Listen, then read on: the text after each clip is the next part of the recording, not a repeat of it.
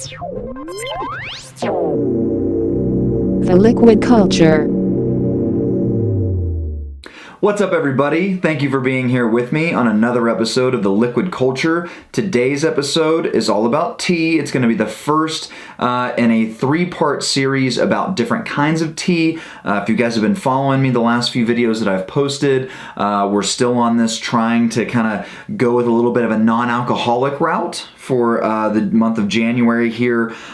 So I love tea. I think that, if you guys watch my matcha video, you know that tea is something that I love to geek out about. I think that it's something that 100% you can get into almost as deeply as you can wine when you're talking about varietals, styles, growing regions, various terroir. It's a lot of fun. Tea's pretty cool, guys, I gotta say.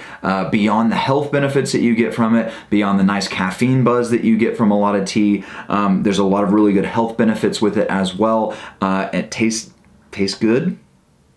And nice warm beverage, at any time of day. So, like I said, this will be the first in a three-part series. I'm trying to keep the episodes kind of quick so you guys can kind of watch them, but hoping to release each of them in consecutive days this week. They're all going to be about loose leaf tea. So I started getting serious about tea, I want to say back when I was working in finance, and I was drinking tea, brewing tea at my desk as a way to kind of break up some of the monotony of the day a little bit, kind of give me that caffeine boost in the afternoon, but have a nice kind of ritual more so than just kind of dropping a tea bag in some hot water. And it's grown from that. And I have to say, I don't drink any tea bags. All of my tea comes in a loose leaf form. And I know a lot of people out there are kind of, whether or not you've thought about getting into loose leaf tea, some of you who have may assume that loose leaf tea is something that is a little bit of a, drawn out task. It's difficult. Maybe it can be expensive. And I'm here to tell you guys, it's none of those things. Loose leaf tea can get very complex.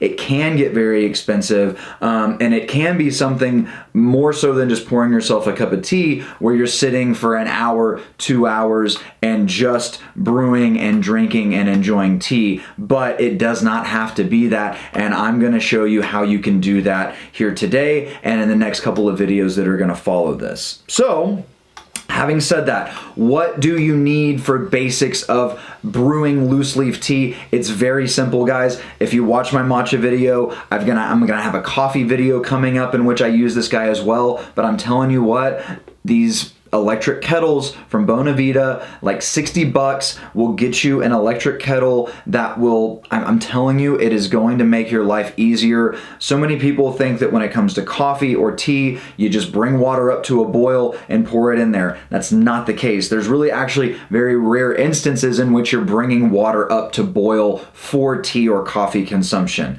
So with tea, with coffee, I very highly recommend an electric kettle. Again, Bonavita on Amazon. I think the $60 for this one that I have here. The other thing that you're going to need beyond just your standard mug is one of these beauties.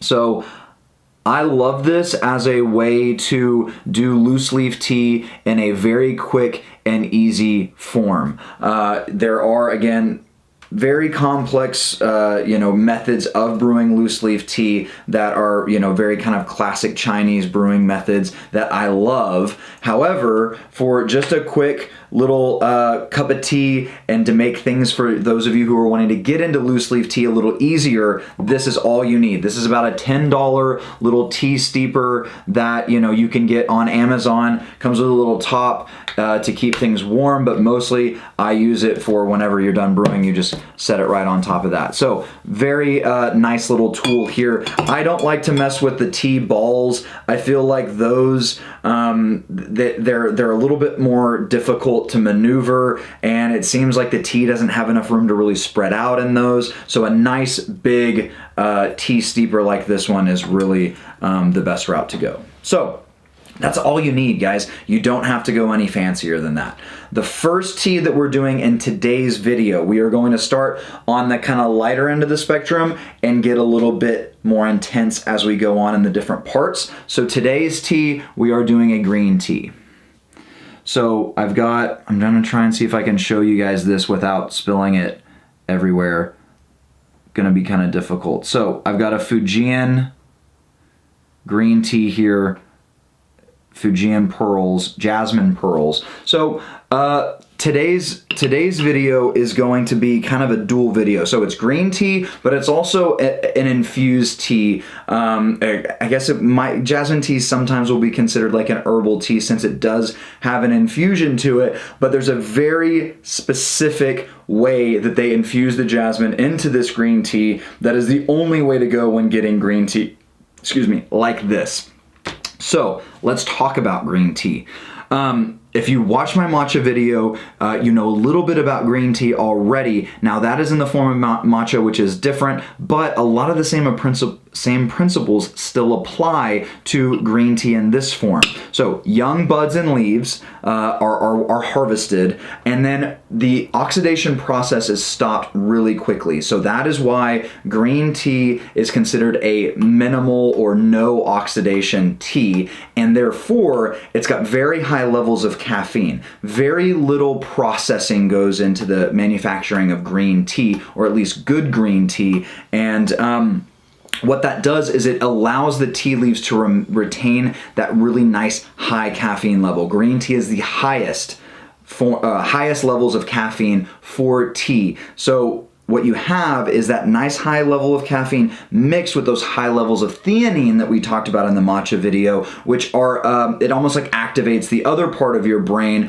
which mellows you out and gives you nice focus and good creative headspace. So very unique experience that you get with green tea in terms of a caffeine high that's kind of mellowed out or leveled out by that theanine that's in there as well. So green tea, very low or unoxidized version of tea. This tea in particular, I told you, is Fujian pearls. Very, very common green tea. You can find it on in a lot of tea stores or online tea distributors. It's also usually kind of known as either dragon pearls or phoenix pearls. And what it is the tea leaves are harvested. They're and again, Fujian province, very big, well-known province for tea production, and a very high elevation mountainous province. So what happens is the tea leaves are harvested, laid out on mats, then they go out and harvest jasmine, unblossomed jasmine. They scatter that all over the tea leaves that have been laid out, and overnight those jasmine flowers blossom on the tea. Okay, releasing all of the aromas and flavors from the jasmine flower. After that, everybody goes back in, picks all the little jasmine flowers off of the tea because you don't want jasmine in your tea. Very high quality jasmine scented green teas should not have jasmine flowers in them. They're very astringent. They really add nothing to the tea. What you want is that nice early blossomed, overnight blossomed flavor and aroma that the jasmine flower impart on the green tea. So from that point, I don't know if you guys could see, and you're probably still not going to be able to see, but they're hand rolled little balls. So again, very, very labor intensive process that goes into making a high quality Fujian jasmine pearl green tea such as this one. To give you guys an idea, $9 for this little sample here. I got this at Adagio Tea. It's an online tea website that you can go to buy tea, and they send you, they have a lot of a very big kind of collection of different teas that they offer. I've been really happy with most of the tea that I've got from them. In fact, every one of the teas we taste in this series will be from Adagio. You'll see when we get to part 3, I'm not super stoked about the last tea, and we'll talk about that in the last video, but I do very much enjoy this Fujian jasmine tea. So $9 for this, which will make about 10 cups. So labor intensive, so therefore more expensive. how are we going to brew this? So there's a lot of differing opinions on tea brewing, and that's one of those things that make it so fun, is that you can really modify the way that you're brewing your tea to get a different flavor, aroma, texture in your mouth. Higher temperatures, lower temperatures, longer steeping, shorter steeping. Since what we are doing is essentially a Western method steeping here today, we are going to do what is, in my opinion, and a lot of serious tea drinkers' opinion, is first up, we're going to wash the tea, which, much like if you are a big coffee brewer at home, you want to give it that first little infusion of water, let it bloom, and then do your brew. Essentially the same process. We're going to wash the tea leaves, hit it with some of that hot water, let it open up, throw out that water that we've used to wash the leaves, and at that point, we're ready to do our first infusion. Guys, when I say infusion, what I just mean is adding water to your tea for any period of time. That is an infusion. So many teas can go through 1, 2, 3 infusions. Other teas can go up to 20 infusions, and the tea changes every time you infuse it. It's a lot of fun. So let me get, you know what? I had the deli spitter I'm going to get out for the next couple of videos, but I forgot to grab it. So we're going to wash into another one of these cups that I have. So the tea goes in. I've got my water here at 175. So again, not 212. We are going to be brewing this tea at 175 degrees. This is a very light tea, a very kind of nuanced tea, and we want to make sure that we're not steeping it with too hot of water that's going to be a hard boil, or a hard brew that's really going to take away from some of those nuances and add astringency to the tea. We are also going to be setting our timer here. Little timer, again, something that you definitely should get. Otherwise, you can just do it on your phone, but I think this is a $5 timer. I use it for a lot of stuff. So 175, we're going to do 2 minutes on this. Well, first, we're going to do our wash. So just a little bit of water in here. This isn't typical traditional method for washing. Typically, you've got your kind of ceremonial tea set that you've got set up when we're doing something kind of process intense like this, but I do like to give it a wash even if I'm not going super ceremonial with it. So leaves are washed. We've rinsed them out. You can see even just from that quick wash, we've already got some beautiful color. I'm already starting to get that nice jasmine floral aroma that's coming up, which I'm super stoked about. So first infusion now. And I'm not going to brew a ton of this here, guys, just because I don't like to waste the tea. I don't have a ton of, or I've got other teas that I'm going to be shooting right after this, so don't want to brew too much tea. So we're going to throw that in there, let it sit for the minute and 40 seconds that we have left now. And as you can see, we're already getting good, beautiful color and letting our first infusion happen. The little pearls are starting to open up, and like I said, already starting to get that beautiful kind of jasmine aroma.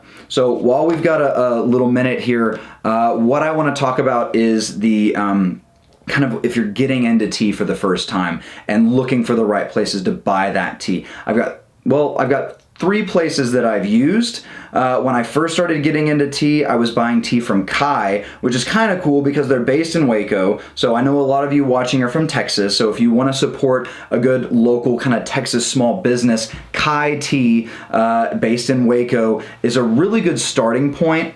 They have a lot. They're basically run by a bunch of young tea lovers, and those guys go and they hand pick or kind of visit these different places to find the teas that they want to buy and sell. The only limitations from Kai that I found, the reason I don't really buy tea from those guys anymore, is they're a little limited in their overall selection. Really good with kind of herbal teas, infused teas, flavor infused teas with different things. Really good in that regard. But if you want to kind of up your game and go a little bit more towards those higher end, labor intensive things like pu'er tea and some of the higher end green teas and oolong teas, you're going to want to try and find another spot. Much like I did with Adagio tea, which so far, like I said, I'm liking what I'm getting from there, and probably going to use them again for a few more purchases. So we'll talk in the last episode about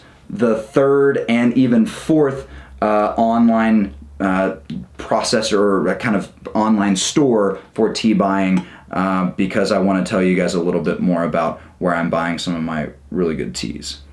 All right, so if I'm looking down in here, the reason that, again, this is a tea that can go through multiple infusions, these leaves in here have barely started to open up from those pearls. So after we continue to infuse this tea, what's going to happen is those pearls are going to continue to open up, and we're going to get different flavors and different aromas from the tea. But today, we're just going to do a single infusion and make it really quite simple. So you can see the liquor here, really pale straw color, nothing dense or thick really about it. It just looks very delicate and nuanced and subtle just from the look of things. A lot of times when you're going through more ceremonial style tea brewing, a lot of the aroma that you pick up is in fact from the wet leaves. You don't necessarily smell the liquor. Most of when you're doing a tea tasting, you go for the leaves and in particular the lid of the vessel that you're brewing your tea in. But so far, I mean, mostly that jasmine coming through from those leaves, and a little bit of another floral kind of grassy aroma. Not necessarily like fresh cut grass or anything like that, but definitely some kind of a grassy aroma. And then the liquor, again, you get a lot more from the leaves than you get from the liquor. Really in here, not a lot. And in fact, most of that jasmine is in here. In here, I only really get that grassy note. Slurping is encouraged, guys, when it comes to tea drinking. Slurping is encouraged. It cools the tea down quicker. It gets oxygen to the tea. You don't want to over slurp. You know, my wife, gives me shit all the time because she thinks that I'm being rude when I slurp, but really, you're getting a lot more flavor whenever you go to slurp when you're oxygenating that tea in your mouth.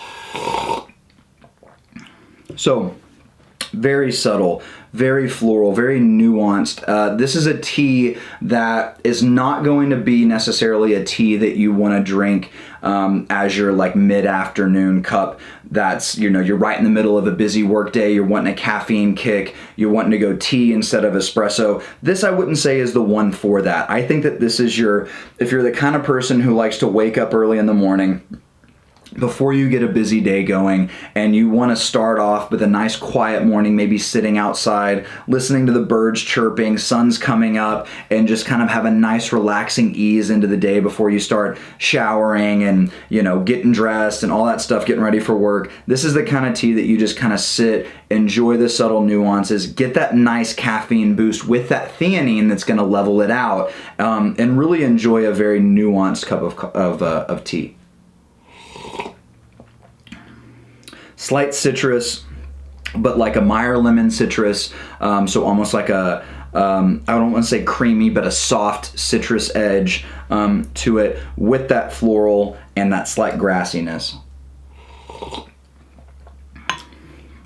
That's nice. I mean, again, like I said, I've brewed a few cups of this since I've purchased it. Really enjoy what I get out of it, especially after that second infusion, guys. The second infusion is really the one that you want to go for. I think the term is that it's something. There's a Chinese saying that something like the first infusion is for your wife, the second infusion is for your mother-in-law, or something like that.